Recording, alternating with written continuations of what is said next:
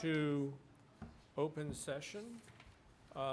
In closed session, there was no action taken, so we will go to 4B, the flag salute. So tonight, I have the pleasure of Taya Gardner from Twyla. Okay, thank you, Twyla. From Richard Crane is going to come up and lead us in the flag salute. Welcome. Please stand. Right hand over your heart. Ready, begin. I pledge allegiance to the flag of the United States of America and to the republic for which it stands, one nation, under God, indivisible, with liberty and justice for all. What's with me now? Hi. Thank you. Pin for you. So did you bring any guests with you tonight? You want to introduce them, please? Introduce your guests. That's my aunt and that's my cousin Lily. And who's your teacher at Richard Crane? Yeah. Who's your teacher? Miss Hyde. Oh, hi. And what's your favorite subject? Science. Super, science, we have a STEM student. There we go. Congratulations. She was in the robotics club. Robotics, yeah. Thank you very much.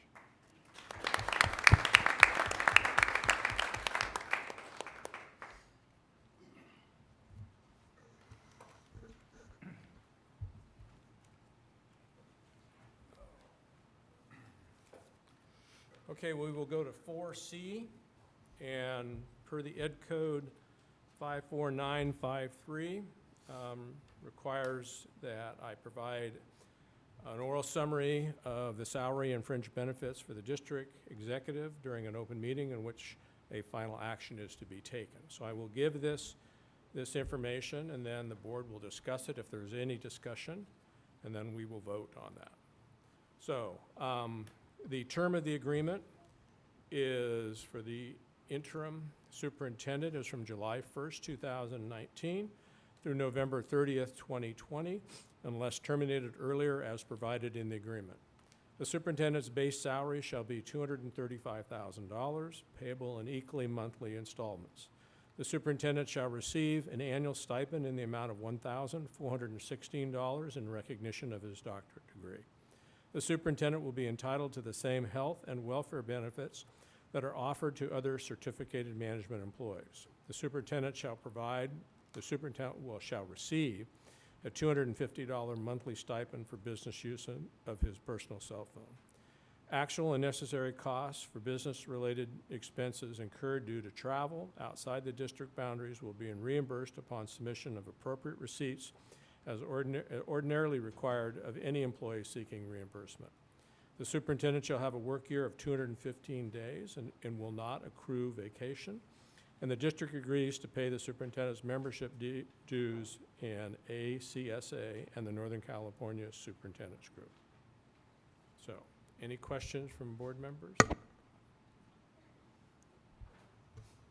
have any questions. I just had a few comments just for transparent reasons. I've had a few people ask me why I voted no on his, the date of hire and the date of ending of his contract. And I've explained to people that it's beginning July 1st of 2019 and it ends November 30th of 2020, which is 7 months that will be double paying for a superintendent. So I'm not happy about that, but I do appreciate the fact that he is taking a pay cut coming from Marin County. He was making a considerable amount more than he's going to be making here. So I do appreciate that. Okay. Any other questions? Well, just a correction that the assumption about double paying is not necessarily true. We can't see that far down the road. So the assumption would be if we hired a new superintendent starting July 1st, type of thing, okay?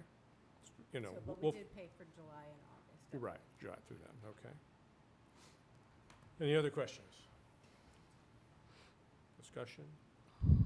Okay, if not, may I have a motion for the approval of the employment agreement for the district interim superintendent. So moved.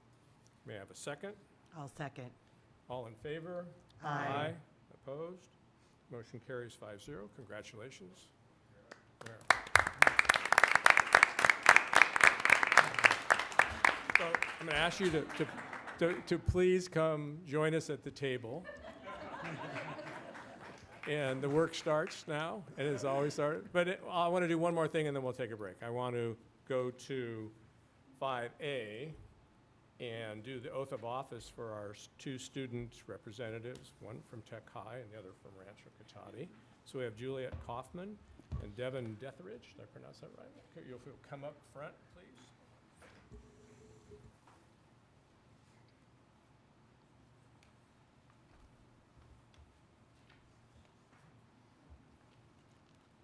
So I'm going to ask you to raise your right hand. Raise your right hand and repeat after me. I state your name. Okay. Do solemnly swear or affirm that I will support and defend the Constitution of the United States and the Constitution of the State of California against all enemies, foreign and domestic, and that I will bear true faith and allegiance to the Constitution of the United States and the Constitution of the State of California.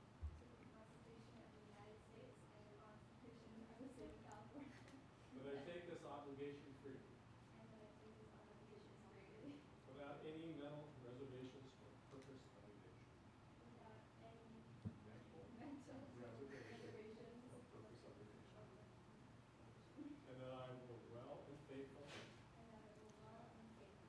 discharge the duties upon which the office is. Answer. See, I can't. The last part is, and will faithfully discharge the duties upon which I'm about to enter. Congratulations.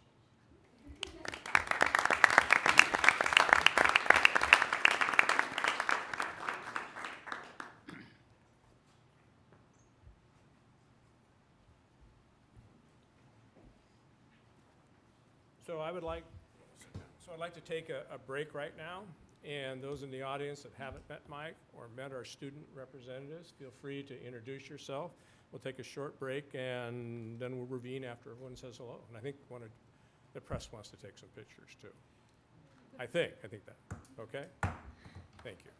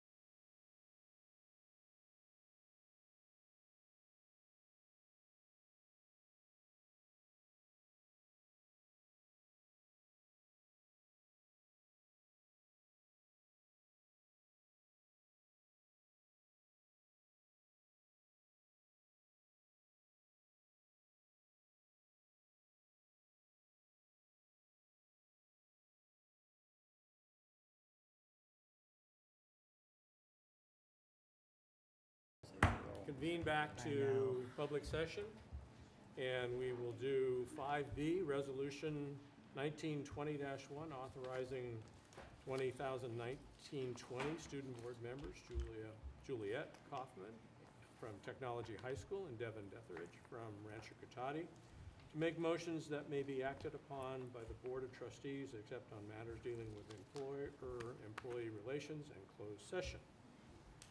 So, any questions? If not, may I have a motion, please? Move we approve resolution 1920-1. Thank you. Can I have a second? I'll second that. Roll call? Trustee Brown? Yes? Trustee Chino? Yes. Trustee Gillies? Yes. Trustee Nahn? Yes. Trustee Wilkschmidt? Yes. Okay, thank you. Motion carries 5-0. We'll go to 6, public comment. I have 2 public comments that aren't on the agenda. So first, Kathleen Eckert.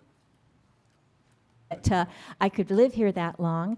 And I can't recognize this campus as I did years ago when my 2 children were students here. It was the junior high. It really, really looks wonderful. And I only hear outstanding comments about what you all are doing here at the Tech Middle School. So congratulations. And the other schools as well. I was on the SMART train. I almost wore my SMART t-shirt, but I thought I better be careful. Some people don't like the SMART train as much as I do. And so I didn't wear it, but I saw Teresa, my secretary. It was early May, and she said, well, how are you doing? I said, fine, how about you? She said, well, I'm doing well, and it's going to be better because, you know, Mike is going to be retiring. And I said, is he old enough? And as I look around tonight, I guess he isn't. And I'm so glad you're here. I was at Marguerite Hahn when you were here the last time, and then I retired 9 years ago. And I respect this gentleman so much. He is a true friend to come back here at this very important, pivotal moment in the district's history, to come and guide us through what could be a difficult time as it is for most of the districts in our state. And I really thank Leff Brown. I've known him for many, many years. And you have done so much for us, and each and every member of the board. I don't know many of you, but I read about you. I appreciate your comments. I appreciate your input. You have families, you have jobs, and yet you're here. So it's made a great difference. And then so many of the parents, I have a parent last year of teaching, and the administrators. I hope to come and visit your schools. I was a mathematics mentor teacher for a period of time. My whole family is a STEM family. And I'm just really excited to see what's going on here. When I first started teaching, that was in Marin County at Hamilton Air Force Base, I had been a student teacher there. And then I was able to get a job. We had 2 assignments, so I got the job before I left to go and teach in Larkspur, Corte Madera. And I taught there for 5 years. Now, I loved the children and the many wonderful people and great experiences here, but in all honesty, the finest educational experience I had as a professional was in Marin. It coincided with the time that California was at the top in the nation. I have vivid recollections of what it was like. We didn't have a lot of money. We didn't have a lot of money at all. We had a lot of students. I taught well over 30 students. Nobody ever said, I can't teach more than 20 students. I don't do combination classes. No one even thought of it. What we knew we had to do was to extend our own learning. I got my teaching credential at San Francisco State, and everyone in the class would go on and to graduate school immediately, and I thought that's what everybody did. And then I finally realized, no, they don't. So I'm a proponent of professional education, and at that time, you had to show up in the evenings, the weekends, or during your summer vacations. There were no computers or online classes. So we were, the teachers who actually tutored me, mentored me for those years, were well educated, they were hardworking, they knew how to work smart. And everybody bought into the purpose of a good education for the children. And my experience as an educator is when we develop good rapport with those children and their parents, and they realize that they have a purpose here. We're here to help them out, but everybody has a purpose, and we all must be accountable. It's a buy-in, and it is, without a doubt, the greatest sense of satisfaction we could derive. So I thank you all so much. As I said, I really appreciate it. I can sit home sometimes, but here you are. You show up every week, wherever you have to be, if you're a board member. Certainly now that Mike is here, and Mike, I'm telling you, I'm just so thrilled to have you. And Marin County, I have to tell you, Marin County does have the money, Jennifer. You're right. And the people down there are wonderful, but by golly, they only go for the finest. So aren't we lucky that you would come back? Thank you.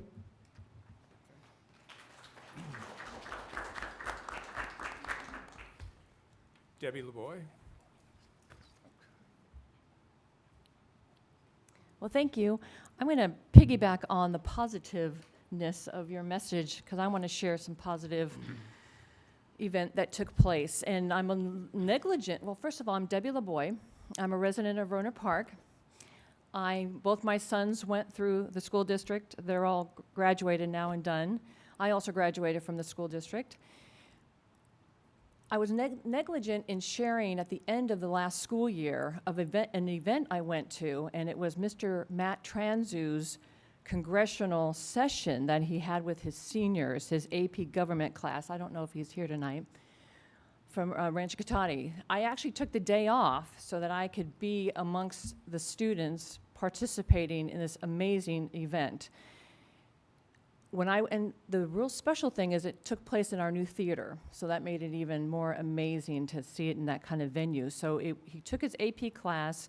Throughout the whole school year, he had the students learning how to be members of Congress. So they all were given a state and their constituents. They had to learn the constituents, their state, and they came up with the bills throughout the year, and then they presented it at this congressional session.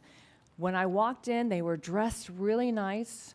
They had it all organized with who the speaker was going to be, the various folks on both sides, and they worked through their bills. They did the voting. It was incredible to watch. I enjoyed every single minute of it. But what I wanted to toot Mr. Tranzu's horn and say, what I also appreciated was he stayed in the background and he let the kids do it. So when you would look for him, he'd be talking with us and walking around and allow the kids to do it. So continuing with that, I just want to continue with that encouragement of our school district. I know we're trying to do new things and bigger and bolder things for our kids so that when kids come to school, they have all these options. I know we've been talking about trying to get the trades into our schools, which I'm a huge proponent of that. Both my boys did not want to continue to go to college, so the trades would have been great for them. My older son was an auto body, and getting in, I know we do some things in the elementary schools with chefs. There's some cooking that's going on. I mean, just if we can continue to keep looking at those things that kids want to do and see how we can bring it into our schools the best we can. And I'm supporting it. I'm here to help if there's anything that I can do to help that. But I just really want to thank Mr. Tranzu and all the teachers and administrators, everybody who's trying to step it up and trying to just bring out the best in our kids and finding their gift and going for it so that when they're done, they're ready to change our world. So just wanted to thank Mr. Tranzu and all of you for making it happen. So thank you very much.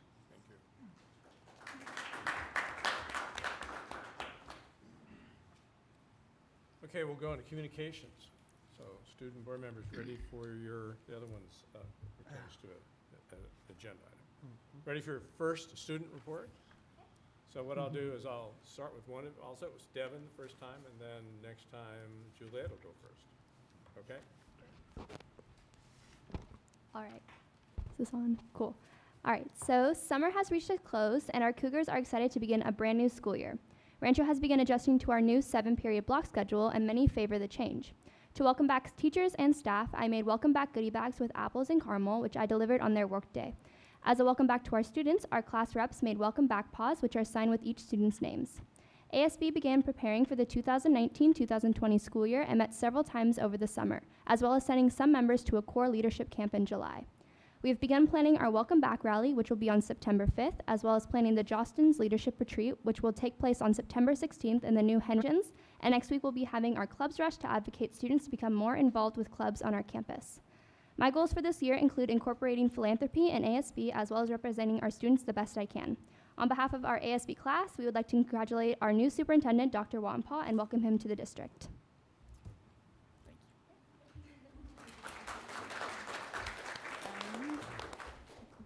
Prior to the beginning of the school year, Tech High ASB was hard at work preparing for the transition to our new campus. Despite not being able to actually be on campus until the day of the event, freshman orientation went by without a hitch. All students, both old and new, had an opportunity to view the campus, catch up with their friends, and get their schedules, creating an air of excitement for the new school year. This event, in particular, was a home run for us, as not only did it cause freshmen to feel welcomed and excited for the school year to come, but it marked the beginning of an era for Tech High, one where we can play a greater role in our community. As you may know, school started last Tuesday, August 13th, and students were finally able to experience what they had been waiting for, life on our new campus, our own campus. Although it is quite different from being on an actual campus instead of in our usual hallway, I can personally assure you that we are ever so grateful for all the time, money, and effort that you, as well as all of the Tech High faculty, have put into our new home.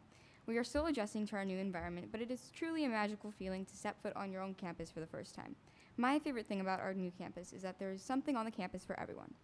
Whether you enjoy the new classrooms, the student center, the two, and may I repeat, two shops, which is my personal favorite, the student store, the MU, the playground next door, or any of the wonderful features of our campus, there's an aspect of our campus for everyone, creating a sense of inclusivity and community amongst our student body and faculty. Speaking of community, which is ASB's focus for this year, last Friday, PTSA held a back-to-school barbecue to introduce Tech High students, families, faculty, and surrounding community to our new home to help kick off the school year right. At the event, ASB members gave those who were interested, whether they be families or just curious community members, a tour of our campus. It was quite wonderful to see our loved ones and our beloved community to interact with our new home. On the topic of visiting the campus, if you have not already come to our campus, we would love to see you there and introduce you to our new home.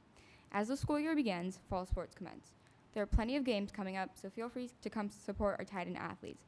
Furthermore, ASB is working hard on some upcoming events such as the Welcome Back Rally and Dance on August 30th to celebrate our move to our new campus and kickstart the school year with an air of positivity, and Club Rush on September 6th to introduce our students to Tech High's wonderful variety of clubs and help them join one that they are interested in, thus creating a sense of belonging amongst our student body.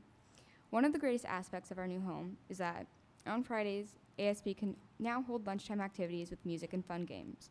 This is quite exciting as not only does it give ASB the opportunity to be more creative with our work, but it increases that sense of community that we are so focused on this year. Through these events, students are able to share similar experiences with each other, causing them to grow closer and relate to one another. And they are able to express themselves and feel like they belong, as if they are family, which at the end of the day is the greatest aspect of Tech High. I and everyone else in the Tech High family hope that you will join us in our new journey, witnessing all the amazing things that our incredible students do this year at our new home. Thank you and enjoy the rest of your evening. Thank you.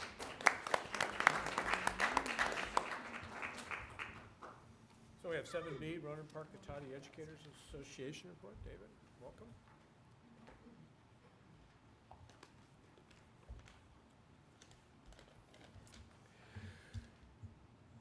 As others have said tonight, welcome to the new school year. Dr. Wampaw, welcome to our group, and hope you enjoy your experience. It is fun to see the excitement of a new school year. After a series of adventures during the summer, it's always entertaining to see what it's like for students and probably for teachers as well, the challenge of getting up early again. On the first day, there's lots of enthusiasm. Many of us are sleepless the night before school starts. There's plenty of nervous energy and wanting to do things just right this year. We're excited to see friends and catch up on what's been happening, but by the end of the first day, everyone is exhausted, and nobody seems to have trouble sleeping that night. As our year-round school, Richard Crane, got a jump start in the new year, students returned on July 16th. Summer preparations for the new school year contain a never-ending list of things to do. The four-letter word for summer is W-O-R-K plus W-O-R-K. And we cannot begin to adequately thank so many that were involved in creating, organizing, putting together, doing a lot of things that I don't have talents to do, but helping to create beautiful schools to help us be prepared for this new school year. A few weeks ago, I had the pleasant opportunity of meeting with our brand new teachers. There was a lot of enthusiasm, a lot of excitement, and a lot of nervous energy. I do wish them well as we and they begin to educate our students. It's a challenging career where our charge is to stir their hearts and minds, those who are entrusted to our care, and to prepare them for their futures. And once in a while, we see the results of those labors. A student might give a thank you, might write a note, might come back and visit, or in elementary school, they might give you a hug. All of that is a short way of saying thank you for what you're doing. And it gives a whole new meaning to the phrase, I'm just a teacher. As a teacher at Technology High School, I am really in awe of how much work has gone on. I cannot even begin to count the thousands and thousands of hours that have gone into creating the campus. And certain times there have been more than 100 workers on the campus, and they're always trying to find out what's the next project to work on. It's been a massive undertaking. And since there is still so much more work to be done, it's going to be fun for our students to get educated on what's this type of business like. So I think this is going to be another wonderful gift to our community. Finally, I wish the very best to our bobcats, leopards, panthers, mountain lions, cougars, sea wolves, jaguars, tigers, and titans. Let's have a great year.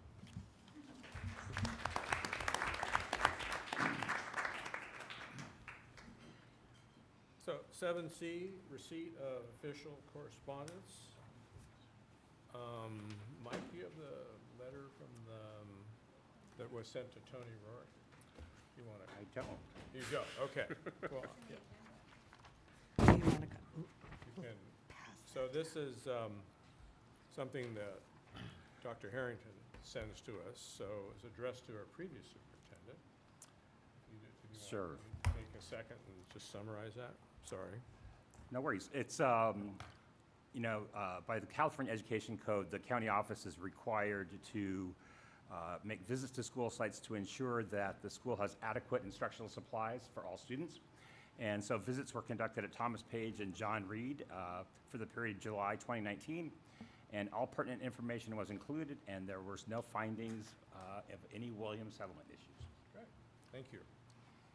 And the other correspondence we got was the Sonoma County Quarterly Treasurer's Report for the quarter ending June 30th, so no problems there, just kind of, Just information. just information. The low interest rate. Okay. All right, so we'll go on to 8, the consent agenda, and I believe, Tim, you have to rescind yourself Right. from 8C. I recuse myself Or from recuse yourself. item 1725565. Okay. We did not pull any of the items, so may I have a motion to approve the consent agenda as presented? Well, so if you want to not vote on something, you have to pull it. Or if you want to discuss it, yeah, we should have, when we did the agenda thing, we should have done that at the beginning of the meeting type Sorry. of thing. So we've already approved the agenda. Can we go back and pull something if somebody wants to pull an item from that? Okay. Should be able to. So if there's an item A through J that, that's on there that you want to discuss or pull, let me know. I have questions regarding both the warrants for June and July. Okay, so we're going to pull 8C, Yes. okay?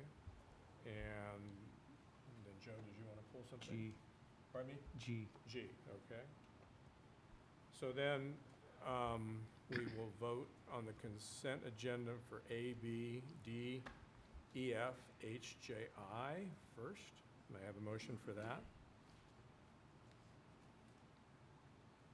Make a motion to approve A, B, D, A, B, D, D, E, F, H, I, yeah, H, I, J. J. Have a second? I'll second. All in favor? Aye. Okay, then we'll go to 8C. Carissa, you had questions about the warrant register? 2 questions. I had sent you, Robert, an email, and you answered all my questions. Thank you. The 2 areas I have concern, and we probably need to discuss or at a later time, is going to be the PG&E. That's creeping every month. We're about 73,000. And I'm sure part of that's the tag building. I think at one point we were at about 52,000 about this time last year. So we have about a $20,000 a month increase. And then the other one is the Clean Smart Solutions. I can't recall if we had put off discussing. There's a check to them for 20,000 some odd dollars. I'm sure it's janitorial supplies, et cetera. But I recall that we were going to look around to try to see if we could find some more local and on everything that's been going on. So how do we get those 2 things talked about going forward? Well, I can comment on the one for the custodial supplies. So one of the things we've done in the past and we're currently in process of doing is going back out and reviewing our vendors that supply our custodial supplies and doing that price comparison. We're almost finished with that work, and it'll be something that we'll be presenting. And basically, we're still, continuing to look for the best bang for our buck. The custodial supplies that not only are the best price, they're going to be safe for us. They're going to work with the things that we have in place, and it's the product that we can use and that works for us. So that's all part of the consideration. Price is a factor on that. Obviously, the 20,000 or so you're talking about, those are warrants for starting for summer, where you have to get a lot of cleaning supplies and whatnot for custodial as they do their summer work. And then as we move forward, there's going to be also, just replenishing supplies and that type of thing. So about when do you think that that's going to be ready for us to look at? It should be ready soon. So I think we'll report out what the results of that study is and that price comparison. And we want to leave options open on, again, just getting the best, but there are things that we buy in bulk that we want to shop around and make sure we get, as I said, the best bang for our buck. Okay. And then what, if anything, can we do regarding getting the PG&E costs down? Well, I'm not sure if you're aware, we actually have a system in place now. We have an energy specialist that works part-time, Larry Hendrickson, with us, and part of his job is to go around and make sure that people are doing what they need to do to help conserve energy. We do actually have a pretty good system in place that will electronically control the thermostats throughout the district, and that has proven to be a saver in and of itself. So we're able to control during the summer months and off times, the weekends and that type of thing, turn the thermostats off, and so they're not just running throughout. Now, we also recognize just in general, PG&E costs are going up, and the cost of the fires and the bankruptcy and all that, everything else is I believe, playing into that. The other thing when you're dealing with your electrical providers, yes, you can compare it to this time last year, but it's very circumstantial. Hot days, you're going to use more energy. The PG&E also has a rate structure and an on-demand time. Those rates are going to cost you more when those peak times kick in. So there's a lot of factors playing into those numbers, and it isn't just comparing it to where we were last year. Now, I know at one point there was something we entered into, and it was before you and before me, but some sort of a 3-year contract with that software, I don't know what else to call it, the monitoring that's done of everybody turning off the lights, those sorts of things. But there was some language in that, and I can't remember the firm off the top of my head, that if we didn't meet, if they didn't help us meet our expectations, that we didn't have to pay for some sort of that service. I think Josh Savage might have been involved in those discussions. It was some time ago. I think that service is gone. We're no longer. Yeah, I we're just no can't longer remember doing what it that type was. of thing. Well, I can get a little bit more details and. What might be interesting to see is, you know, a rate comparison from last year to this year. So if we've gone up 10 or 20%, how much of it is driven by rate and how much by usage? Obviously, we've opened new facilities. Hopefully, the facilities we're building are having much more energy efficient equipment in them, type of thing. But if our energy person could give us just a summary of, you know, how much it increases are due to rates and how much to usage, that might help us understand. And then my last question, I'm not sure, but I guess ask the question, for this year's budget, how are we budget-wise for PG&E comparison to actuals? Well, for this year compared to last, or we're closing the books. So we budgeted last year's, based on last year's numbers, plus with the addition of the tag building, Right. we know we upped that a little bit. One of the things, I don't know what the numbers are off the top of my head, but when we go through the budget throughout the year, we kind of monitor our bills and kind of see where we're at with that. Right. Particularly at our interim reports, that's one of the areas we kind of focus on and do some estimates and make sure that we're going to be on track on our spending, that our budget's adequate for that. So it is an area that we look at regularly. Okay. Now, I wasn't on the board, but does anyone recall why we didn't look at solar for the tag building? Were the programs from the state or the federal level not available any longer? I know they have some matching dollars, those kinds of things for school districts that go solar. I'm wondering why we didn't look at any of those options, or we did and it wasn't discussed publicly. We did. It was discussed publicly, and I'm sorry, I'm not remembering off the top of my head, but Josh did do a presentation. Someone asked him that question, and I'm sorry, off the top of my head, I don't remember what it was, but I believe it was looked into, and it was not as cost-effective as we had hoped. I believe that's what was discussed. And the other, I'm just wondering too, the company, was it ISE? Was that the company that did? Maybe so. Okay, That might be them, yeah. I can follow up on that and get back to you. Okay, thank you. Okay. So we'll go ahead, if there's no other questions, we'll vote on 8C. Have a motion to approve 8C, the warrants. So moved.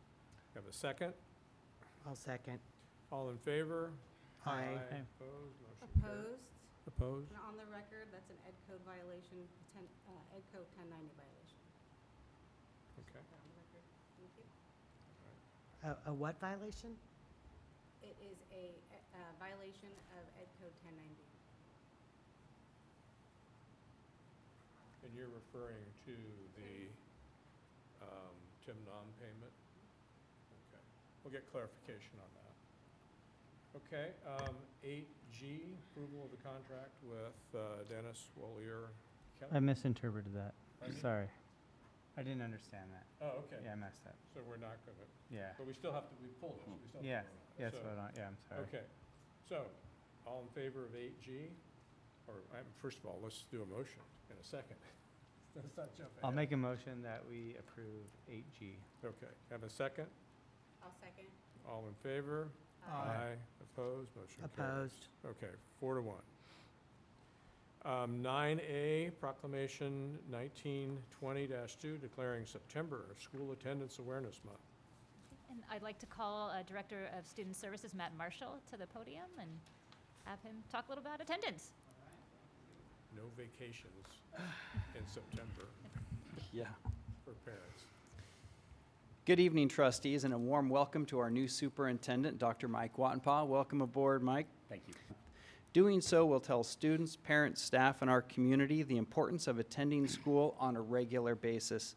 The Cotati-Rohnert Park Unified School District will be among hundreds of school districts throughout California starting the school year making this proclamation declaring that attending school is the best way to create a bright future for our students and community.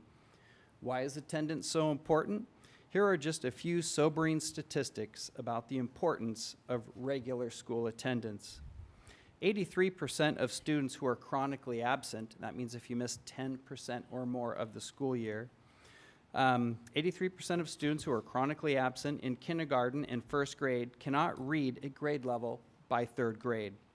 Students not reading at grade level by third grade are 4 times more likely to drop out. By sixth grade, chronic absenteeism becomes a leading indicator that a student will be a dropout. High school dropouts are 8 times more likely to be incarcerated than people with high school diplomas. Every year, over 1.2 million students drop out of high school in the United States. That's 1 student every 26 seconds, or 7,000 a day. High school dropouts are not eligible for 90% of the jobs in America.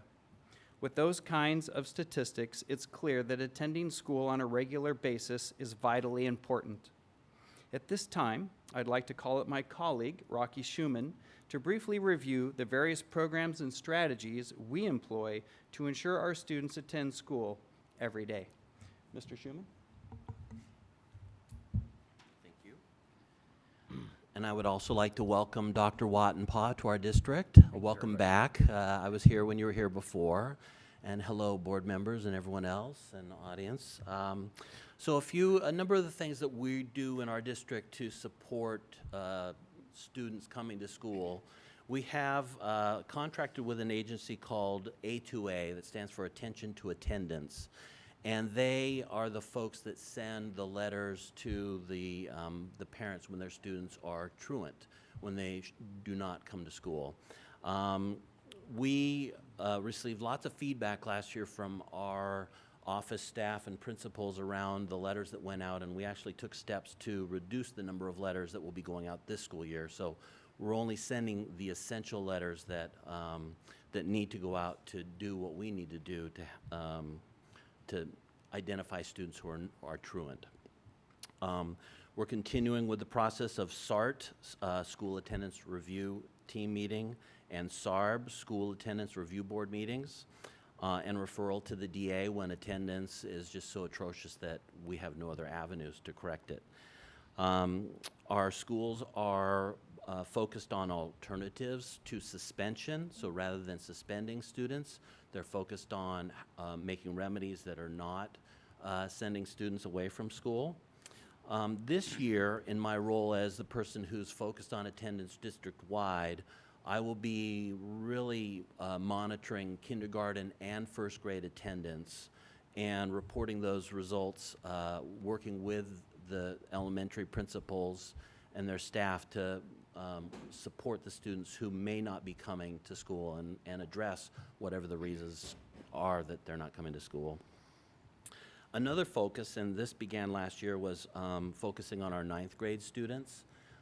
We know that if students start off high school in a positive way coming to school, that creates momentum for them to continue through to high school, through to get their high school diploma.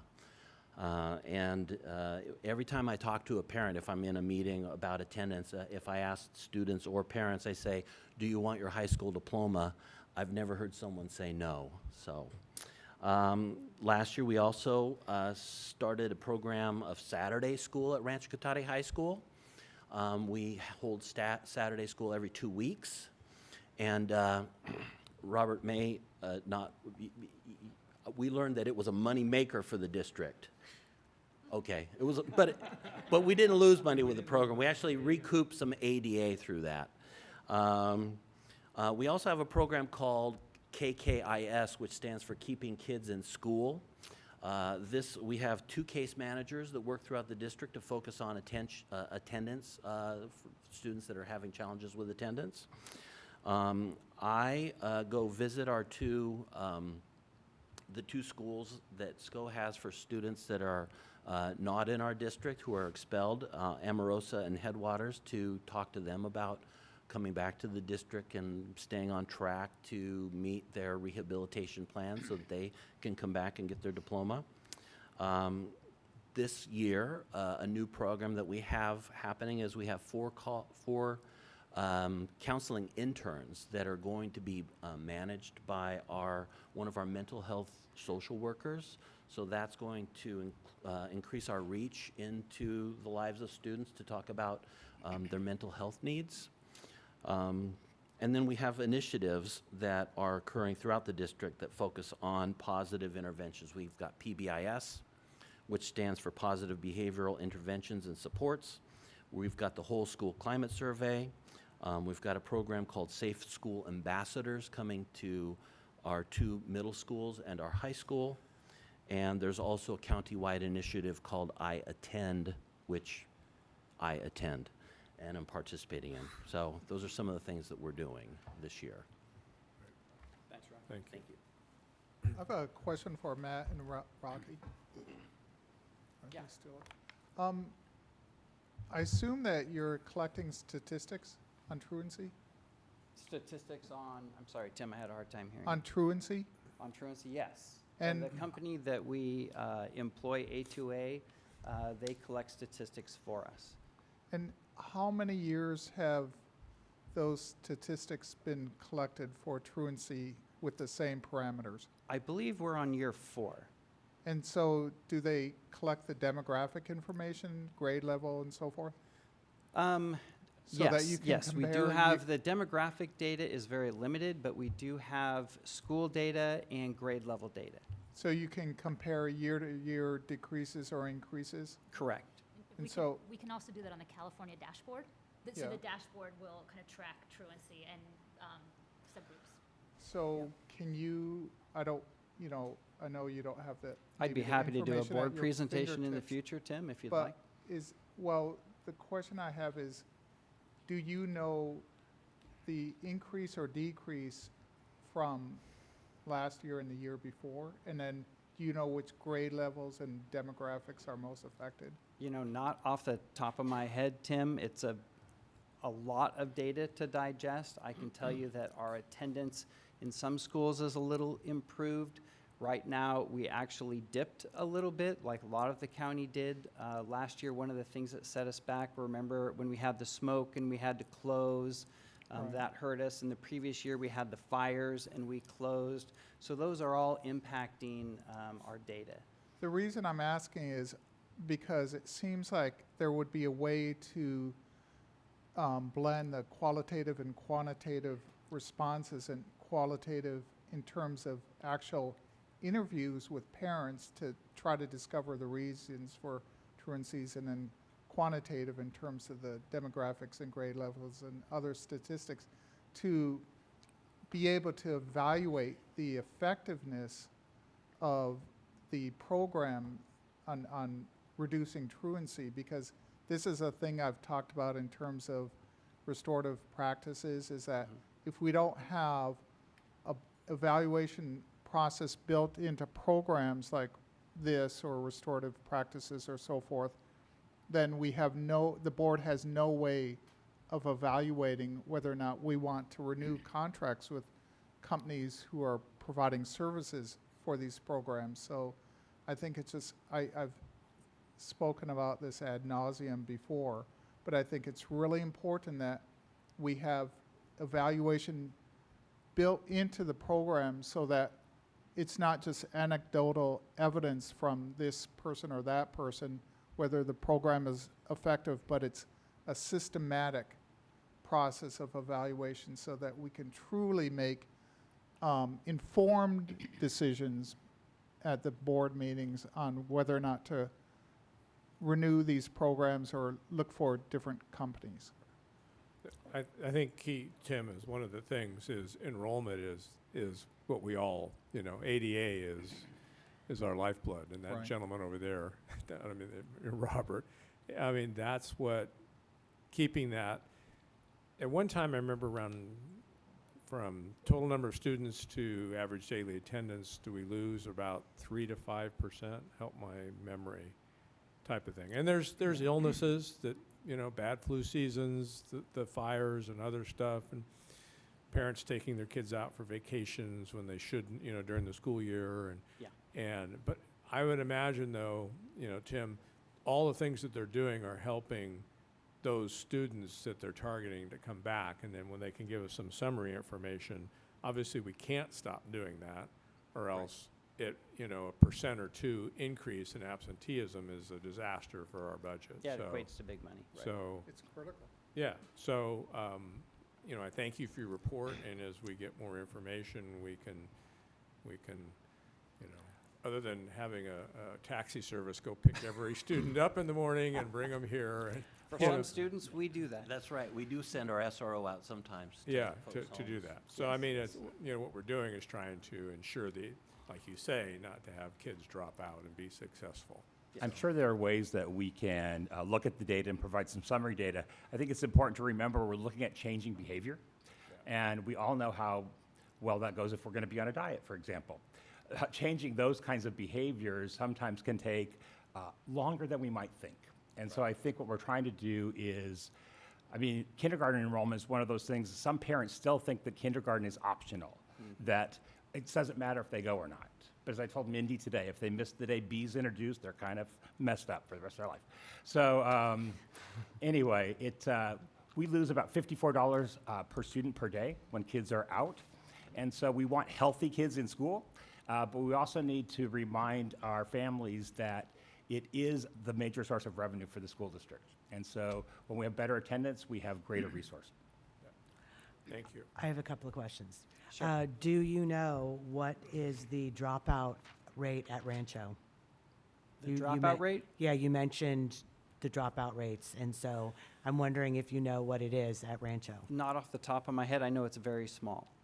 Okay, Uh, and that just but goes I to, think last year we were one of the top in Sonoma County as far as graduation rates. I was just looking, when you were talking about the statistics of the dropouts across the country, Yeah. et cetera, Uh-huh. I had a feeling ours was pretty low, and we probably didn't fit some of that criteria. When you talk about, instead of suspension, you're talking about restorative justice? Right, what Mr. Schuman said? Mhm. Yes, would you like to know about that? I'm going to have questions later about that, of That's- what we're doing and what kind of training we're giving our teachers, and are they prepared? Are they happy with what the tools that they have to do this? Or do we Sure. need to look at bolstering some of the tools that they have at their disposal and more training? You bet, I'd be happy to talk about that. And then just on an aside, for kindergarten and first grade, one of the issues having small grandkids, if they're sick with the fever, they don't go to school. Right. And if they're sick 3 days in a row, they need a doctor's note. Trying to go to Kaiser to get a note because your child has a cold is really difficult. I've been through this with my daughter and my grandkids. So, and when you're exposed, I keep telling her they're sick all the time. It's this exponential. You have kindergartens and you have siblings, and they go to school with other kids who have siblings, and so you end up at flu season. My granddaughter, who's now in 6th grade, every year has gotten a truancy letter, and it's all because she has a cold and a fever and she can't go to school.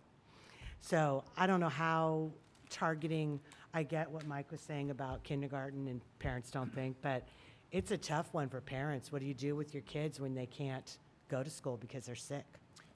Right, and many families find themselves in that boat. And some of our savvy office managers suppress those letters to the best of their ability. Some do get through. Also, California has one of the most strict truancy laws in Yeah. the United States. I mean, you miss three days and you're a truant. Yeah. And for a kindergartner, first grader, for the first time exposed to all these germs, that's Yeah. pretty easy to do.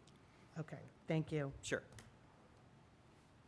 Okay, so we need action on 9A if there's no other discussion. May I have a motion? I make a motion that we approve proclamation 1920-2. Have a second? I'll second. Roll call? Yes? Yes. Yes. Yes. Yes. Okay, 9B, Julie, I believe this This is approval kind of the California Interscholastic Federation representatives. Thank you, I'm sorry. This is our annual approval of Right. our members that will represent us on CIF, the California Interscholastic Federation. And again, we have our high school principals, one assistant principal, and our athletic director. Okay. And their job is to, They take action, they get to vote, they represent us in league decisions, all that fun stuff, getting to Right. deal with sports, and they do it really well. so when they change leagues and stuff like that, or rebalance stuff to different schools, they're involved in that Yes, decisions, okay. they get to provide input. I know, it's just protocol and things, but, any other questions? If not, may I have a motion, please? I move we approve the 2019-20 California Interscholastic Federation representatives. Have a second? I'll second. Okay, all in favor? Aye. Opposed? Motion carries 5-0. 10A, Personnel Services, ratification of Personnel Action Report 1920-1A certificated. Any questions? Lots of names and stuff at the beginning of the year, so. If not, may I have a motion, please, for 10A? I move we ratify Personal Action Report 1920-1A certificated. Have a second? I'll second. Okay, all in favor? Aye. Opposed, motion carries 5-0. Ratification, 10B, ratification of Personnel Action Report 1921B classified. Any questions? If not, may I have a motion, please? I move we ratify Personal Action Report 1920-1B classified. A second? I'll second. All in favor? Opposed, motion carries 5-0. 11, Business and Operations. We don't have anything under that. There's no public comment, so we'll go to 12A, Fiscal Update and Planning.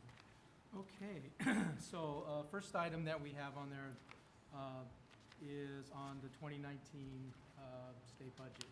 So the state budget was approved and signed on June 27, 2019. We had our board meeting 2 days before that. So some of the information that I discussed with you at that time were things that we were hearing that would be in the budget, but we didn't have a lot of details. So some of the significant changes in then, and we talked a little bit about this, but increase to the CalSTRS employer contribution rate. That went up from our May revision estimate. From 16.7, it increased to 17.1%. And then we had a, excuse me, corresponding decrease in CalPERS, the classified side, where the May revision rate of 20.733 decreased to 19.721. Well, what does all that mean? Basically, it was a net change of increase to our budget about $27,000. And so anytime we have any changes in salaries, it's going to impact, that will be impacted by these rates. Okay. So a net change of $27,000. We also talked a little bit about the Special Education Early Intervention Preschool Grant. So this was a new grant, a new source of funding for California school districts. Is intended to fund preschool 3 to 5-year-olds with an IEP. And the good news is that these funds will be allocated directly to the district. So that means they're not going to go to the SELPA and filter through the formula where most of our funds go through. So they'll come directly to the district. Funds are estimated to be $8,975 per student, and that's based on our pupil count of those students. Right now, we have an estimate, but it's based on the December 2018 count, which means we're looking about $646,000, which is a good sum of money. Wow. What that's going to do is going to help us with our preschool costs. It should lower our contribution that we have, that we fund special ed. The couple things, though, that's a little bit challenging on this is the fact that the budget bill only had appropriations for the 1920 school year. So there was no ongoing appropriations, which means we have to treat this like one-time dollars coming in. We're hoping that that will be dealt with and it will be an ongoing source of funding. But right now, it's going to be a little bit challenging as we're going to be able to recognize those dollars in the current year, but in our multi-year projections, it's going to impact us. Like, it's going to be a swing going back the other way on that. We'll know what the actual funding is based on our December 2019 pupil count, and we're hoping it's going to be even a little bit higher than what we're estimating here. Special ed also had a piece in there to level up their funding to the statewide target, and that would be affecting the SELPAs. However, the Sonoma SELPA is not a low-funded SELPA, and what that means is we're not going to get the SELPA will not get any additional funding from that. The idea was to level up the ones that are lower funded to a certain level. So that's pretty much the changes on the state budget. News, the STRS and PERS, that's already in our budget, or we've got that in place, and we're going to be, if we haven't adjusted it, it's adjusting already. We haven't budgeted the special ed dollars yet. For one, we don't have a SACS code yet, so we're not sure where that's going to be. And so when we get that set up, we'll get that booked, and you'll see it in a future revision. Robert. Yes, sir. What's SACS code? Standardized account code structure, I'm sorry. Okay. That's our accounting system, accounting format that we have. So we went $49,000 further in the red. Is that how I'm reading this correctly? A negative number? Oh, so you're on to the next. Oh, item. sorry. Yeah. That's the only thing I have in front of me. Yeah, so what you're gonna see in there, we have our budget summary, which in order to provide the board with monthly updates on our budget, you're gonna see those documents, and it's gonna be comparing 1 month to the next month. That's including all of our changes in the budget, revenues, expenditures, and you'll see the change on there. The details of that would be in the budget revisions that you just approved earlier. That particular one had to do with our the dollars for, low performing block grant. And with that, we've already got the dollars in 18-19, so we have to budget the expenditures, and it creates the effect like your deficit spending on that. Did we We spend already that have money money. already, or is that money in a reserve? The money is part of our budget. It's basically sitting in a part of the budget as part of the reserve. So Okay. it's restricted dollars. It doesn't impact our Okay. our fund balance, unrestricted fund balance. So we basically just pulled it out to fund part of the expenditures for this year. Okay. So you're going to provide this monthly now as part of our discussion that we had earlier in the Yes. year? Okay. So at any given point of time, you should be able to see what the changes are. Or basically, the intent is really to see where we're at that point. Now, the other part I wanted to point out on that is the beginning fund balance. That is an estimated beginning fund balance because we haven't closed the books yet. And when we close the books, that number will be updated. Are you expecting it to go up or down? It better go up. The next part is on the 2018 unaudited actuals that I just talked about. They will be presented at the September board meeting. Closing process is about a 3-month process, and we're kind of in the middle of that now. The business office goes from from a budget adoption through up to June, and then we shift gears to start closing the books. So another busy time of year for us. The next thing I wanted to talk about was on the facilities update. And with that, just to give you an update, Technology High School, we all know it opened on the first day as promised, hooray. Contractors continuing to work at the site, working through increment 1 and 2 on the punch lists, kind of finalizing those. The good news is we got approval today on increment 3 from Department of State Architect. That's something to celebrate. The next step in the process will be now that the architect is going to be working and finalizing the GMP, the Guaranteed Maximum Price. Our process has been to meet with the Facilities Committee, review that before bringing it to the board for approval. But we do know that we want to move that quickly so we can continue the work at that site. So there's very likely we'll be needing a special board meeting to approve that when we're ready. Do you have any idea how much it increased from what we initially talked about to? I have no idea. We just got news on the increment 3, and we'll find out when the architect's done with his work with it. That's about like 2 weeks, right? Pardon me? 1 to 2 weeks. Yeah, I think it's about a week. I'm expecting about a week that they should have, we're gonna get a little bit more information from them. And then we're gonna start, I'll throw some dates out for the Facilities Committee, so we can start working on that and try to move this on the fast track. Good news. Okay. Lawrence Jones Middle School, Performing Arts Building. The band room is complete, it's being occupied, looks pretty nice. If you haven't been over there already, take a look at it. They're continuing to work through the punch list, kind of the final items on that. So they did a lot of work during the summer to get that ready. Monte Vista roof rehab, that was one of the other projects that we had going on. The work was completed over the summer. And then Talmadge Page Academy, PG&E, completed their work over the summer. So I wanted to give you an update on that. So Okay. when do those leaseback payments start on LJ? They're going to be starting soon. I don't have a timeline on those Okay, yet, but they will be starting soon. okay.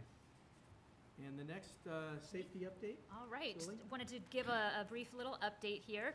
With school underway, our teachers and staff have had the pleasure of experiencing a lot of trainings. One of them is our mandated reporter training. All staff must be trained in reporting child abuse, any suspicion of neglect.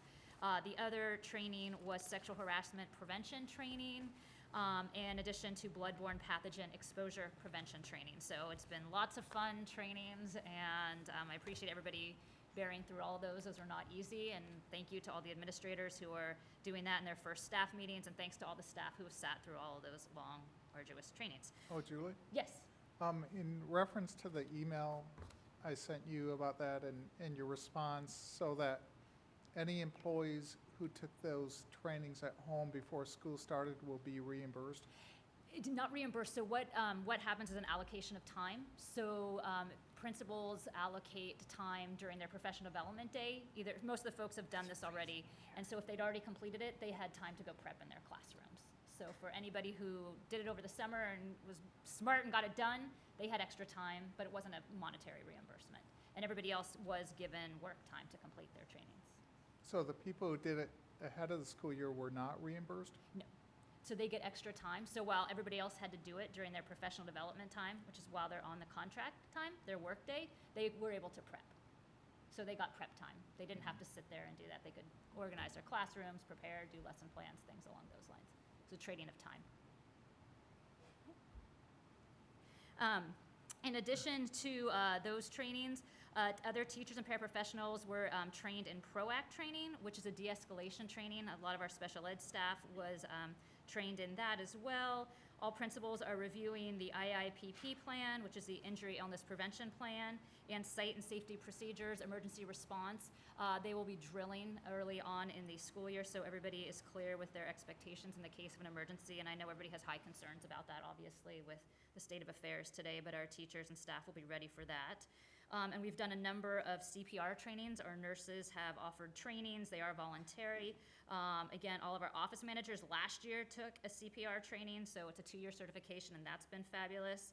And nurses are busy training all our staff on medical needs for students, whether it be EpiPen procedures or medication administration, so folks are great. And again, constant practicing and training for, in the event, and heaven forbid, an emergency, but our staffs are prepared to do so. Third update. Back to you.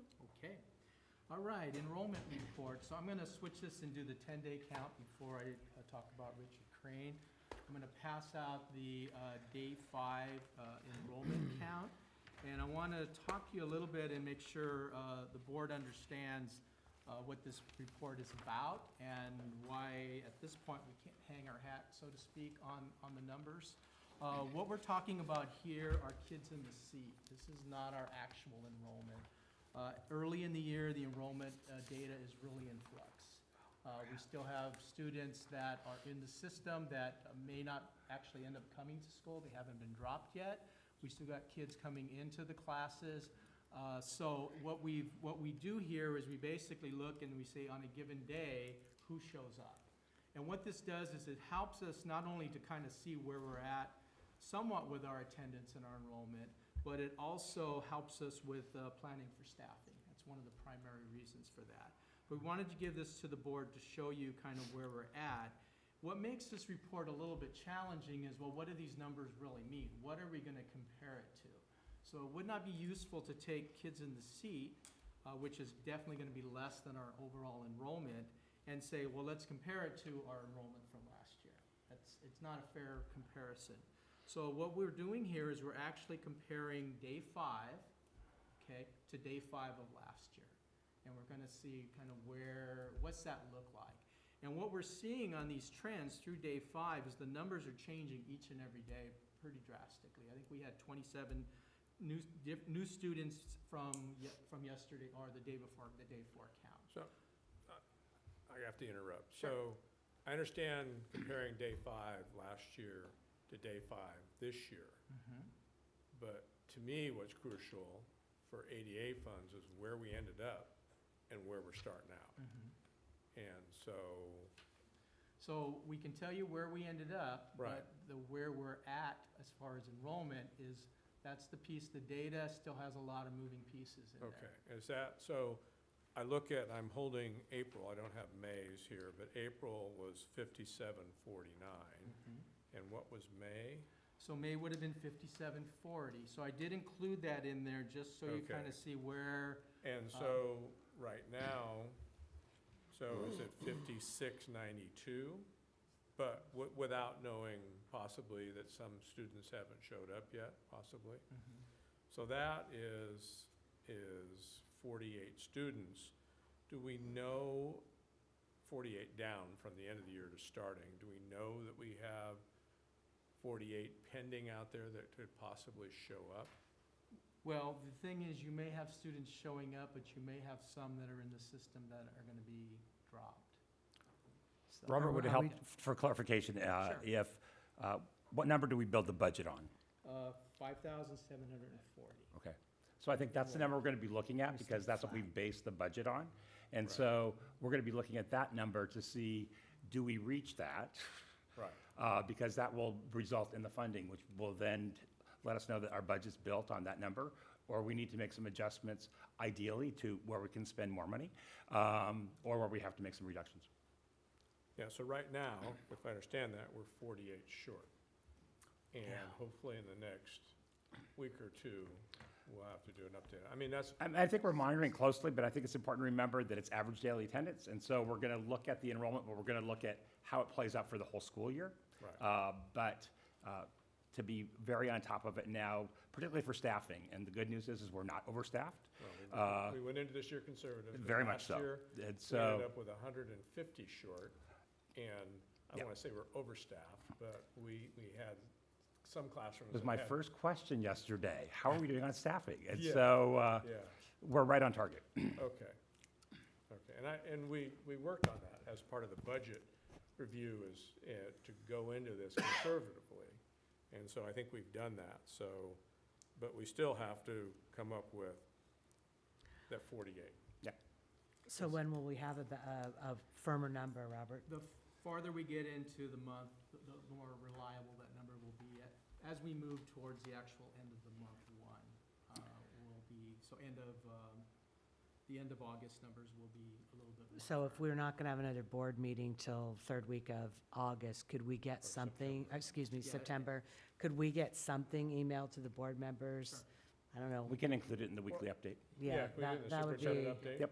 on every Absolutely. Friday? Yeah, I know, I recognize the board's concerned, as we all are, the importance of that.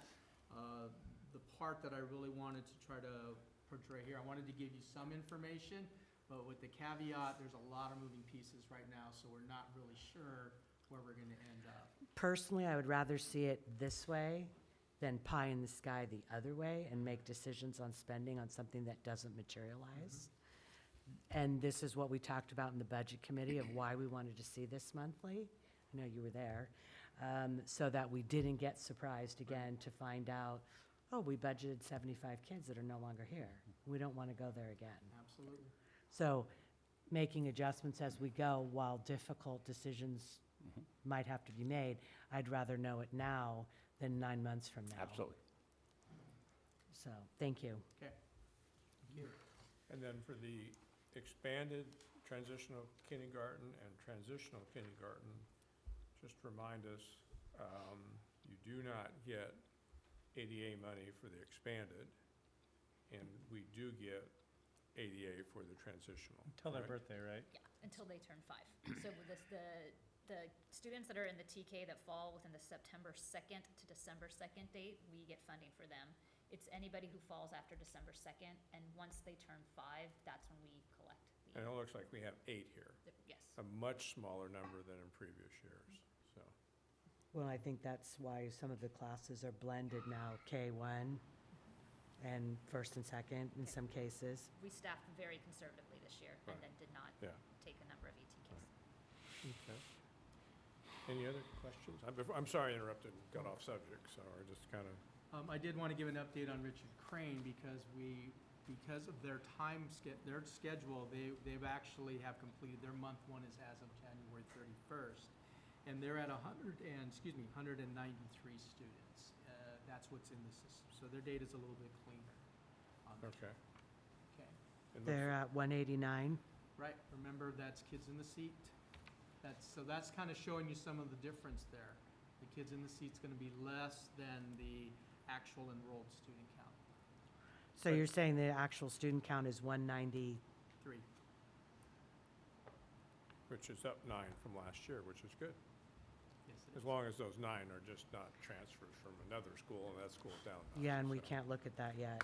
Well, we know enrollment is going to be in flux through the year. It Right, always no, is. it always is, Right. so, but, you know, paying attention to it's critical, so. Thank you. Thank you. Any other questions? Okay, so, lose my place here. We will go to 12B. What about Richard Crane? Huh? He just talked Oh, about it. yeah, sorry. Yes. Oh, yes. okay, yeah. Yeah, sorry. their enrollments, their month 1's complete, and they have 193 students. Okay, 12B, Resolution 1920-3, authorization for Michael Wattenpaw, Robert Maricow, Julie Sinyard, Ray Poe, Rachel Allen, Matthew Marshall, and Josh Savage to sign on behalf of the Board of Trustees. So may I have a motion, or is there any questions about this? Not, may I have a motion for Resolution 1920-3, 12B? I'll make a motion that we adopt 12B 1920-3. Have a second? Second. Roll call? Yes? Yes. Yes? Yes. Yes. Okay, thank you.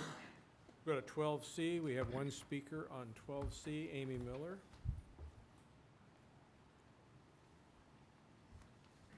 Good evening, everybody. I'm Amy Miller. I teach 5th grade at Thomas Page. I'd like to join everyone in welcoming Dr. Wattenpaw. Looking forward to your visit, I believe, tomorrow. So thanks for being here. I wanted to speak to this item because I'm concerned. I did notice that Dana Swalliver and Kelly were on, signed through to August of this year. And I just want to make sure that we're not going to use them again for the legal firm. It's my opinion that as a whole, we are moving toward a more unified collaborative place within all the entities that make up CRPUSD.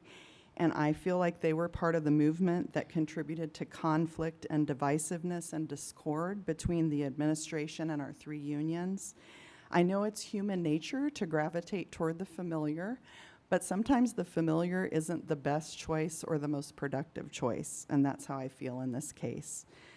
I was not part of the bargaining committee, so I didn't have a lot of personal interaction with DWK. But I just don't feel like that's a good idea. I want us to remain in this positive, unified direction. There's nothing wrong with sitting on different sides of an issue in negotiation and still showing respect for each of the parties that belong to a different part of the education network. And I don't think that that firm is the way to go. And I believe I read that they've been hired in Palo Alto, so they're doing fine. So I strongly encourage the board to choose a firm that will continue to move us forward in a more unified direction. Thank you for listening. Thank you, Amy.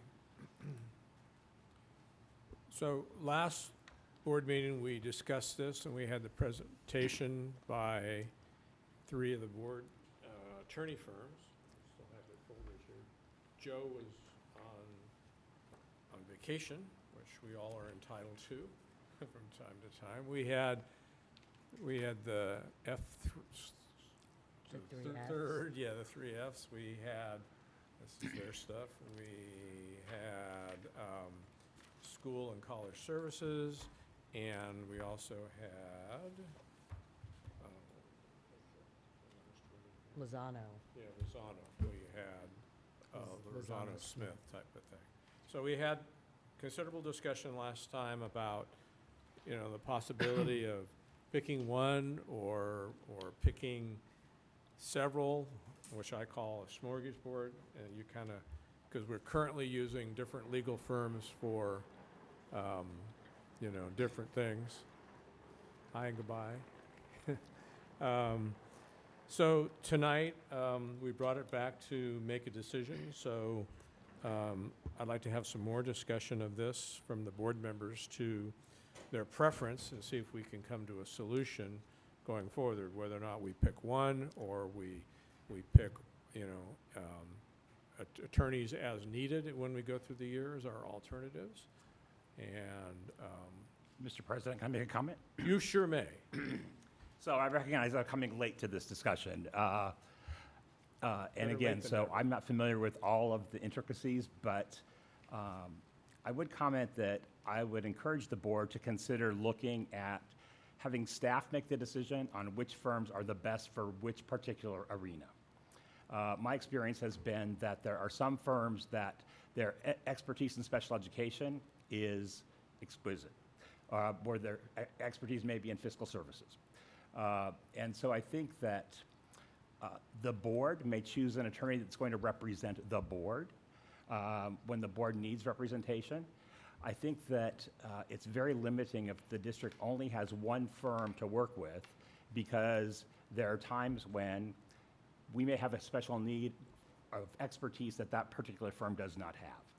And so I think that at the very least, I would encourage the board to continue the conversation and to let staff perhaps provide some additional information to flush out kind of what I'm talking about. But as I said, I'm new to the conversation, but I think that it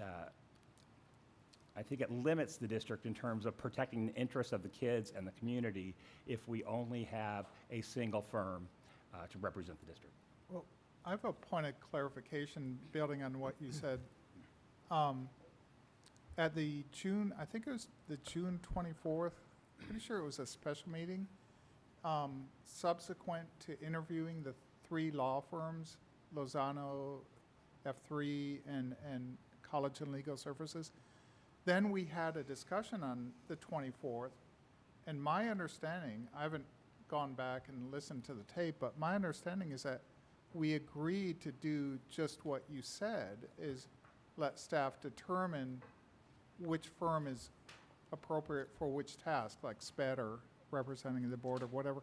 So the point of clarification I would like from President Brown is, why is it coming back for a discussion and a vote at this time? What changed between? I think we discussed that, but we didn't all vote and agree upon that. No, we didn't vote, but So that's why it's back, because we have to, either we take no action and direct staff to pick as needed, or take action to pick one, or take action to, well, the smorgasbord thing. So, I have a question for so Claire. that's kind of where we were. If DWK that we just voted on to extend through 8/31/19, Right.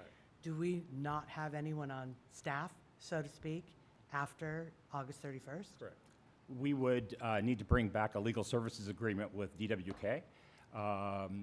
And I would have to ask the staff that's been here, if we haven't renewed those contracts, we would bring them back in September for the various firms. And looking at what their rate structure is, those kinds of things.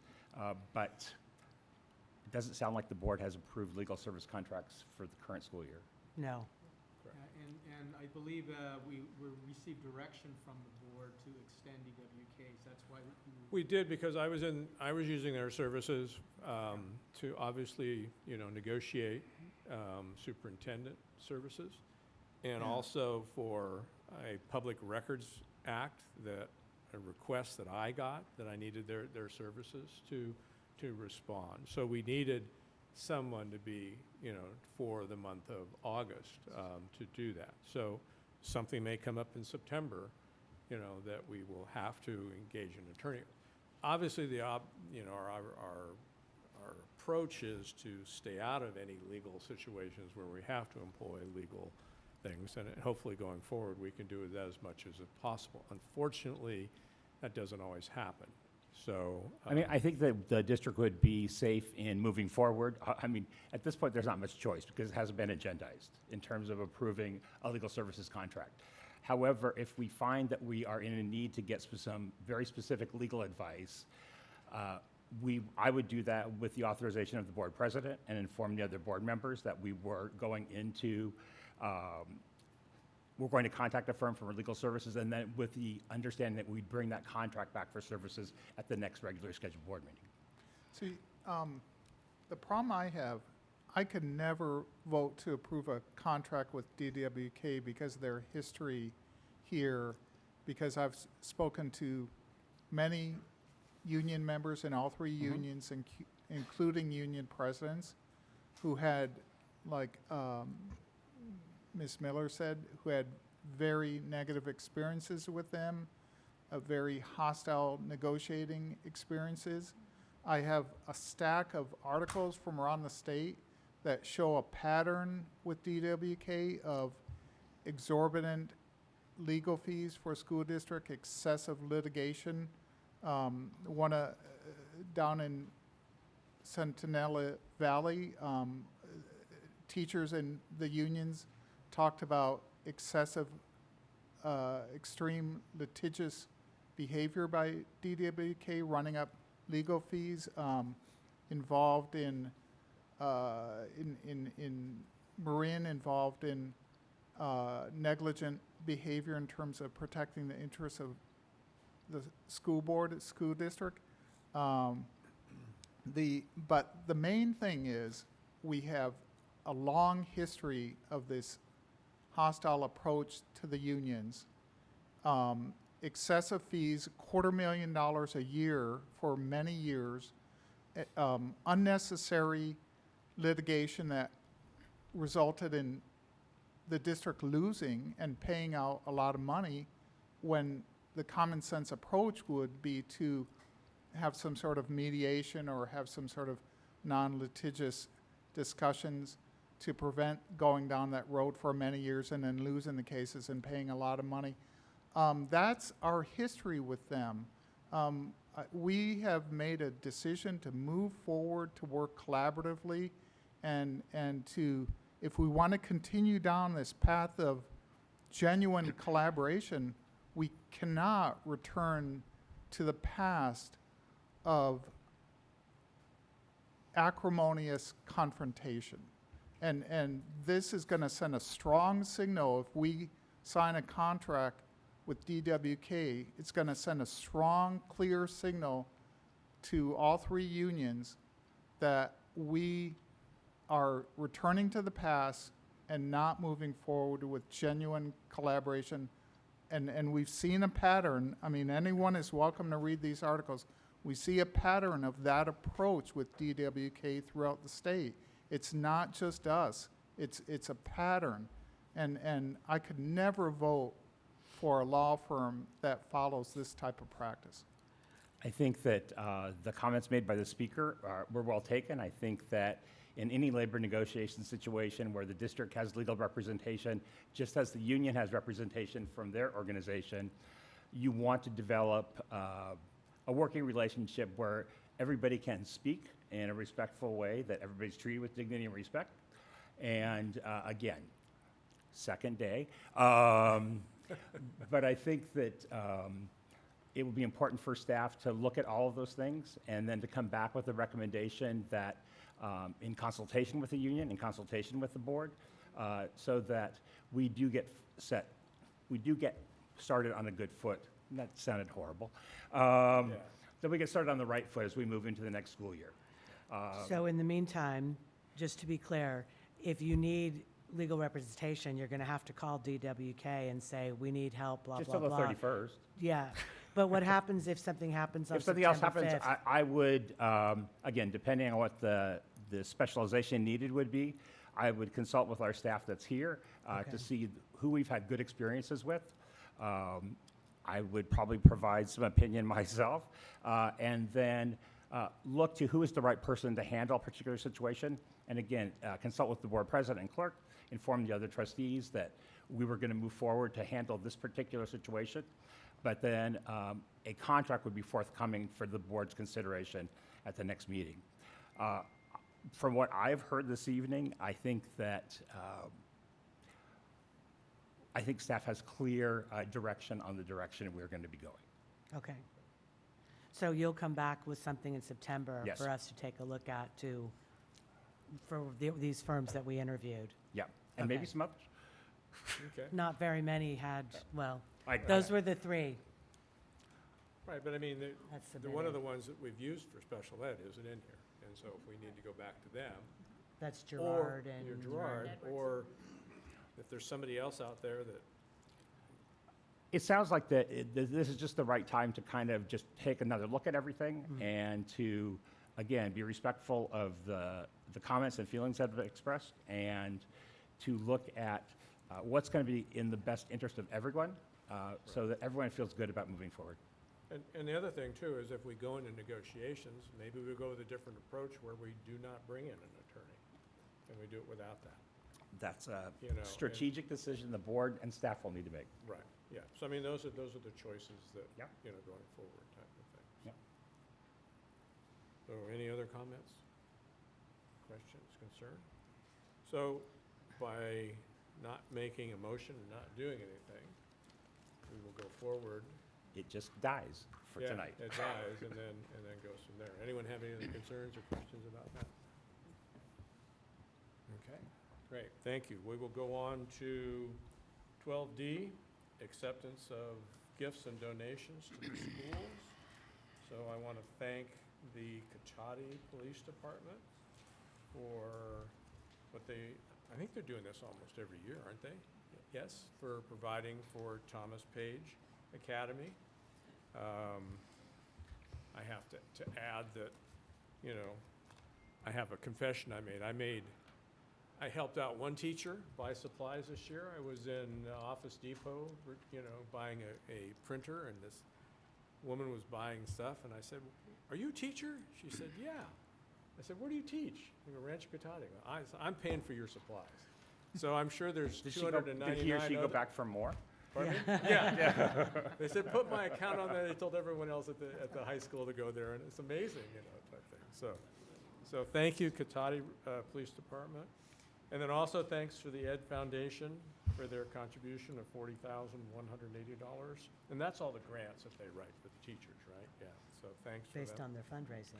Based on the fundraising. They got a lot of my money that night. Well, they got a lot of my money this year too, just for that table. Next year's table. So right no, in front. good cause. So can I have a motion to accept the gifts and donations as stated here? I'll make a motion to accept the gifts as stated. Okay, can I have a second? I'll second. Okay, all in favor? Aye. Motion carries 5-0. 13, board member reports and future agenda items. So, anyone want to go first? Sure, I'll go first. Okay. Okay. Well, I want to start out by saying thank you to Julie Senior and Robert Miracle for stepping up as our interim superintendents and sacrificing your summertime off with your families and getting our schools open and off to a great start. I really appreciate that. We couldn't have done it without your leadership. Thank you to Josh Savage and his team for getting Tech High ready to open on time, and Principal Mo Winnie and her staff for pulling together and getting their classrooms and office put together for opening day. I had the opportunity to attend the opening day at our TAG building and celebrate our employees and watch them receive their pins for their tenure in the district. That was great. As most of you know, my youngest son graduated in June. And the night before school started, I figured out that this was going to be the first time for the first day of school since 1993 that I wouldn't have a student in our district. So that was like pretty like, wow. But you have a granddaughter coming up. I do have a Yeah, granddaughter so do coming. I. you Yep. know, So we're both counting the days. Yes, exactly. I did, though, also do a little bit more math. And I figured out that this first day of school was my 41st first day of school in this district. 41st. That includes myself as a student and as a parent and then now as a trustee. So 42 years old, huh? yeah, I was 2. I was lucky to join Assistant Superintendent Sinyard and Student Services Director Matt Marshall at Tech High for their opening day and join them for their morning touring of schools and see all the happy faces. I also attended Tech High's Welcome Back Barbecue. I was happy to see how many families were there, and I have to say it was wonderful to see these students having their own campus and their own school to call home. Kids were in the gym playing basketball, the stage was set with their DJ, the ASB was selling spiritware, and their students were giving tours and just hanging out in their new student service room. So it was it's great to see them have their own identity. I would like to acknowledge the Cotati Police Department and all the businesses that came together and raised the funds for the backpacks and supplies for every single student at Thomas Page Academy. This is what community support looks like, and I love that they're creating a positive relationship between themselves and the students. I think having a positive relationship with the police department and the students makes a world of difference with the kids. For future agenda items, I would like us to look into this. The California School Boards Association is calling for the legislature to raise school funding to the national average by 2020 and the average of the top 10 states by 2025. I don't believe anyone in this room thinks that being 41st place is good enough for California, good enough for our schools, or good enough for our 6.2 million students. We're watching our neighboring districts are going on strike to try to get raises, and it's time for all of us to come together and go directly to the state and fight together to get the funding that we deserve to have at our schools. So they have put together a resolution that I would like us to Sure. bring Yeah, no, that, to the board and have yeah, a we should conversation about. add that next you. time. Thank you. And that's it. Great, thank you. Tim? Yeah, I'd like to thank Robert and Julie for doing a fantastic job over the last couple months. Thank you. And you've been very responsive and meticulous in your work, and I'm just very thankful. I was hoping to meet with Superintendent Watenpaugh soon to discuss a English learners master plan. We have about 45% Latino students. Other school districts like Santa Rosa and elsewhere in the state have EL master plans. You can't improve on equity without a vision, and we need to pull together members of our Latino community and maybe even consider setting up a committee like the Special Education Committee that we set up as an ad hoc committee. And I feel like this is really important given the changing nature of our communities and state. Okay. I'll go next. So I saw Tech High a week before opening day, and then I saw it a day before opening day. What a huge transition. So there's still a few steps to go on there, but that's exciting. The welcome back for all teachers and all the service awards is always special. Seeing all the dedication and all the years of service to our students and to our district was fun. One of the things, Krista might talk about it, is the safety drills at the high school. Yeah, that was pretty awesome. So you can talk about that. But what we've been waiting for is welcome Mike, and thank you for all the hard work for everybody, until we had a new interim. One of the things that we were going to try to do when we had a new superintendent is set our goals. And what I'd like us to do either in September or at a special meeting is come up with maybe a couple goals from now until we get a permanent superintendent. so that we can focus on, I know there's a lot of important things, but I keep saying we need to focus on fiscal responsibility and student achievement, and how, the demographics and the programs and the students roll into that. So I don't know, what best to do that, it would be in September. I mean, you've got a certain amount of time to meet staff and. I think we could begin, I think that I would likely begin by using the LCAP as the beginning of that conversation, since the Okay. board has adopted that as their plan to improve student performance across the district. Right. And so I think looking at that and looking at what are the actions and services that we have set up to provide students to do that. And then to get feedback from the board if there's other areas that a majority of you can agree on in terms of what might that be, and then what might it look like, and how is it going to be measured. And so I think that we can begin that conversation.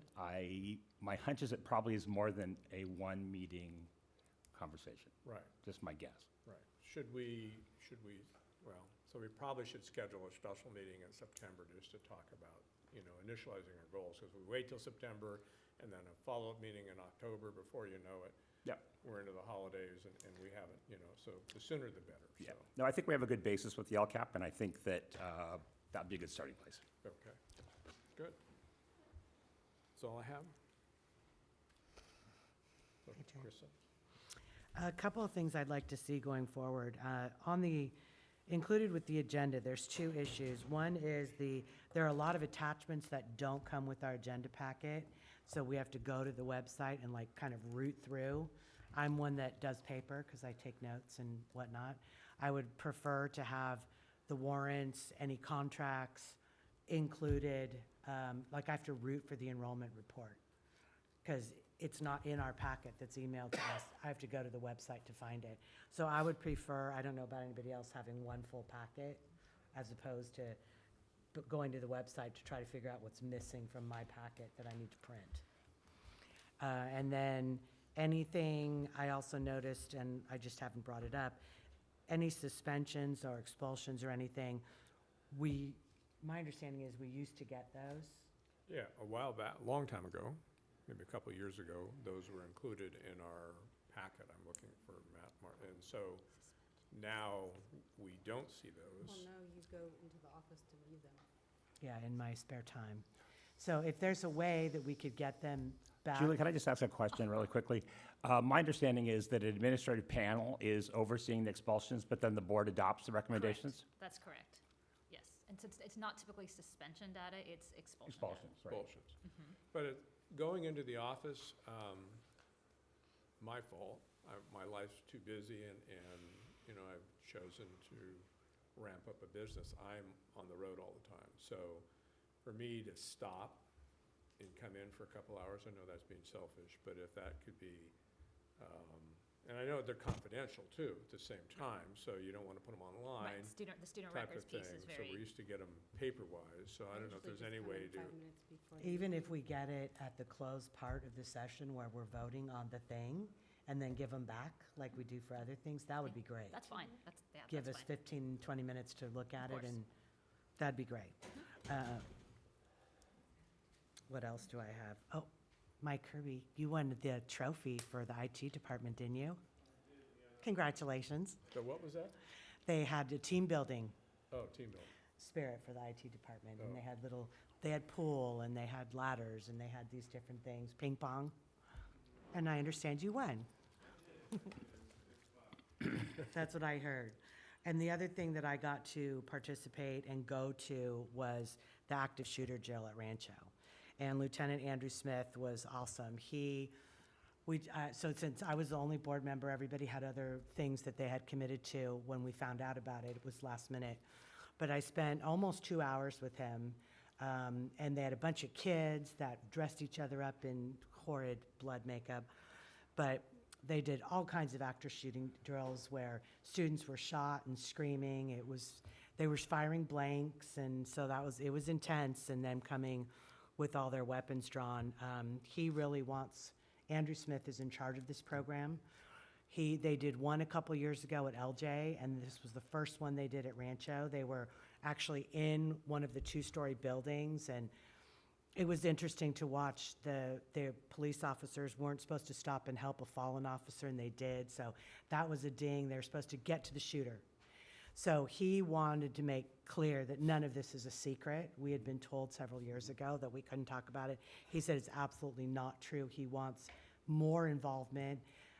So he asked when you came on board, when our new interim superintendent came on board, to reach out to him because he would like to go to every school and meet with all the staff. His best goal would be the maintenance person who's on every site would like to be the first point of contact. And that came up because in talking to 4 or 5 of the guys that were standing there during one of the breaks, the first thing onto the Rancho campus is who's got the keys. And so that took them a bit of time to figure out who had the keys to the locked classrooms. So they can't keep them at the police department because the person who would be in charge of the keys might be out ill or on vacation. So how did they get the keys if they had a first point of contact? So it was really fascinating to go through the whole thing. So he wants to be involved at every school site and age appropriate what's happening. Yeah, that's going to be my question because Yeah. being familiar with having active shooter drills for kindergarten, not cool. No. It's more like a giraffe is on campus. Yeah. And that's what we're going to hide. why he talked yeah, about how yeah. he wanted to have a meeting with the administrative Gotcha. staff at each school site first. Well, we'll make a point of setting up some time with him and figuring out how we can coordinate our efforts with the River Park Police, but also with Cotati. Yep, and then the new Tech High coming on board. Right. He was like, we don't even know anything about that. So Okay. it was a fascinating. Well, I understand there used to fascinating be 2 + 2 + 2 meetings, and maybe we should get those rolling again. thing. Yeah. Yeah, so it was an eye-opening experience, I'll tell Sounds you. like it. We'll follow up. Okay, thank you. And just a side note for the police officers, I'm amazed that being a police officer, you know, their new objective in situations like that is a lot different than what it was before. And they're risking their lives to save more lives, and it's just, I have a lot of gratification for those individuals that dedicate their lives to do that, and to go through this training and an obligation that they did. Unfortunately, there was an officer in one of the shootings back east that got reprimanded for not going in and charging. So it takes a lot of training and their ability to do what they have to do. Well, and Lieutenant Smith did say that their goal, and this is part of, because I was asking him, well, what happens in this situation? What happens in that? He said, our only goal is to go in and neutralize the shooter. That is the first goal, not who's shot, who's hurt, who's missing.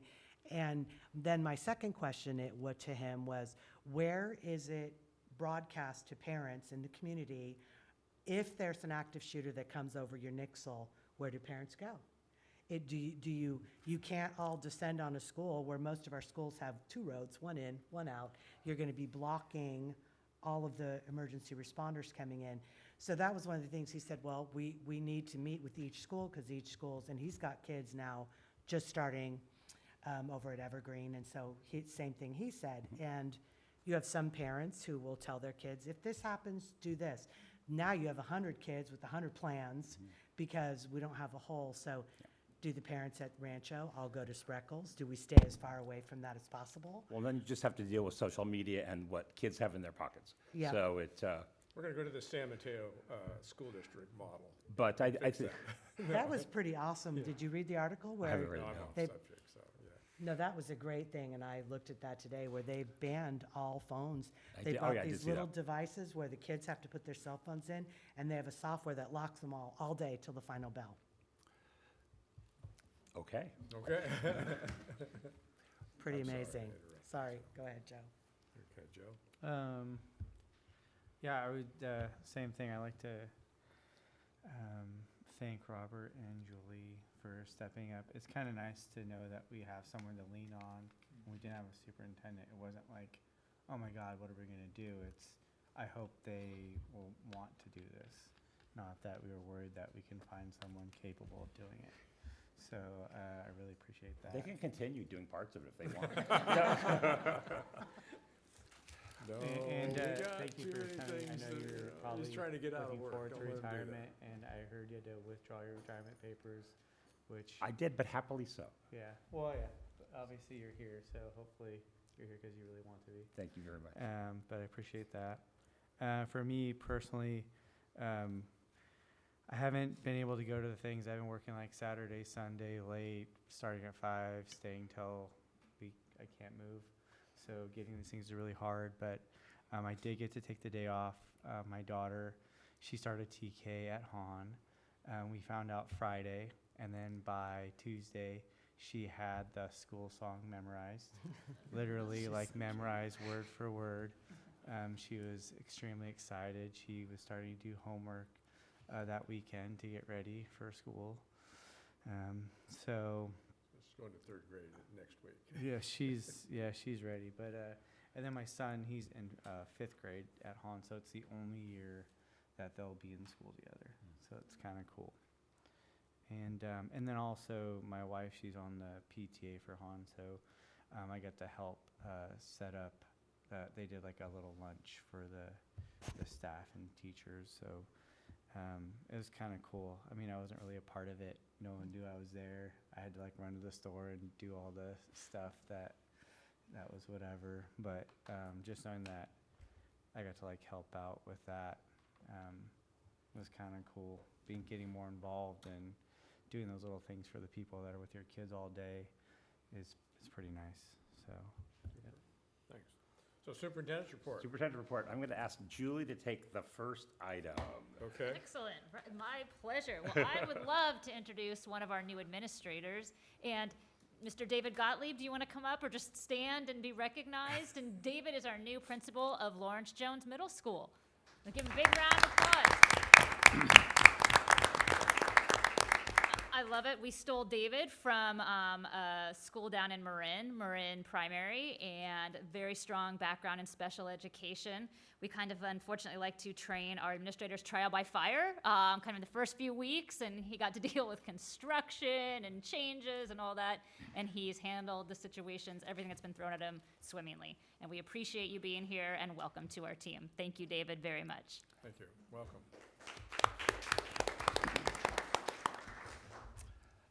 Well, I just want to say thank you for such a warm welcome. I am extremely honored to be here. I'm really happy to be here. I had very good experiences when I was here for 4 years, 12 years ago. It sounds so odd. And am excited to be here now and have the opportunity. I'll be at all the school sites in every classroom, as well as our maintenance and operations yard and everything else. To talk with staff and to see what's going on, talk with kids, and do a lot of listening. I think really in the first few weeks, I'm going to be doing a lot of just watching, and probably will end up with a big book of questions, just in terms of the things I've seen and am interested in knowing more about. I would intend to provide the board an overview of what my quote-unquote findings are, or questions, probably in October. And again, as I've shared with many people, I see myself as I'm here to set the table for the next superintendent. That when you identify a permanent superintendent, that he or she should have everything ready to roll so that they can just roll up their sleeves and get to work. To me, it feels like there's a lot of really great things going on, and I'm really excited to get out to the schools and to see it firsthand. I think that our employees that do the work every single day, regardless of their role, play an important role in our community. And I want to be able to talk with them and find out what's going to make their jobs easier, more doable. And we may not be able to do all of the things, but hopefully we can. But at least we can provide the recognition to folks that are doing the really hard work with kids on the front lines every single day.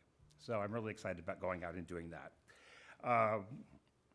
I began meeting, I met the district office staff yesterday morning and was happy to see some familiar faces. It's like, wow, they're still here. And then began getting some briefings from the senior cabinet staff yesterday.